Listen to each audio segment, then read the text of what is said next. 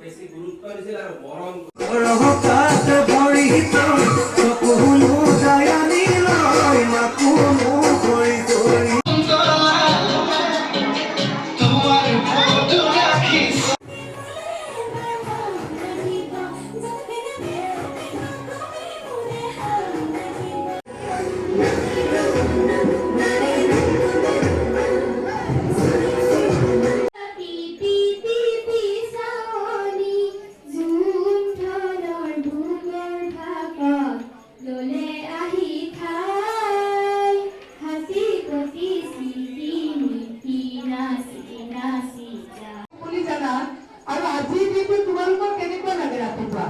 আজি শিশু দিৱস এইটো জানা আৰু এতিয়ালৈকে তোমালোকৰ কি মানে মনৰ ভাৱখিনি জাষ্ট আমাৰ আগত ব্যক্ত কৰিলে আমি ভাল পাম। আমি প্ৰথমে ক্লাছ 10ৰ হীৰকজ্যোতি কলিতা আমাৰ মাজত আছে। মই হীৰকজ্যোতিক মাতিছো, খুব ধুনীয়া কথা কয়। 1956 চনত 20 নৱেম্বৰত পালন কৰা হৈছে। ভাৰতবৰ্ষত শিশু দিৱস আগৰ পৰাই চলি আছিলে 1956 চনৰ 20 নৱেম্বৰত।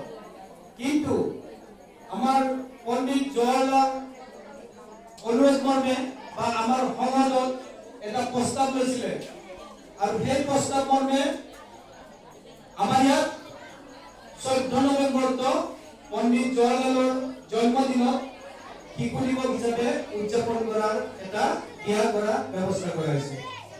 তোমালোকে জানা যে পণ্ডিত জৱাহৰলাল নেহৰু ভাৰতৰ একমাত্ৰ প্ৰধানমন্ত্ৰী আছিল যিয়ে নেকি তোমালোকৰ দৰে কণ কণ ল'ৰা ছোৱালীক শৈক্ষিক, বৌদ্ধিক আৰু শাৰীৰিকভাৱে সক্ষম কৰাত উদগনি যোগাইছিল।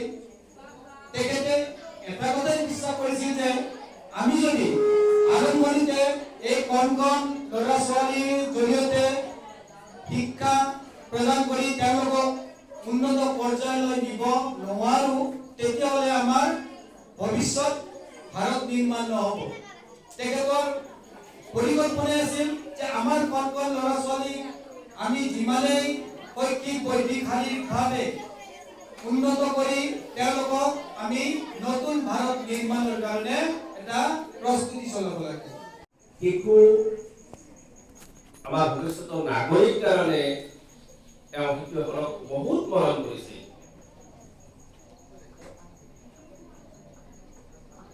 সেইকাৰণে আমি তেখেতৰ দিৱসক আমি কি বুলি কওঁ? শিশু দিৱস 14 নৱেম্বৰ।